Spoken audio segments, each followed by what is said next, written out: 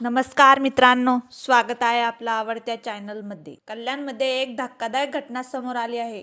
पैसे आणि नोकरीच्या वादातून सासूने सुनेची हत्या केली आणि मृतदेह थेट वालधुनी पुलाखाली फेकून दिला। नेमकं काय घडलं, चला जाणून घेऊया व्हिडिओतून सविस्तर।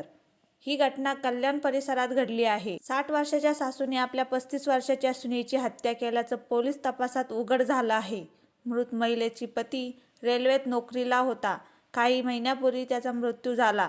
त्यानंतर सुनेला ग्रॅज्युटी आणि आर्थिक मदत मिळाली होती। ही रक्कम आणि नोकरी मिळाल्यावरून सासू आणि सुनेमध्ये सतत वाद होत होते। पैसे देण्यास सून नकार देत असल्याने सासूच्या मनात राग वाढला गेला।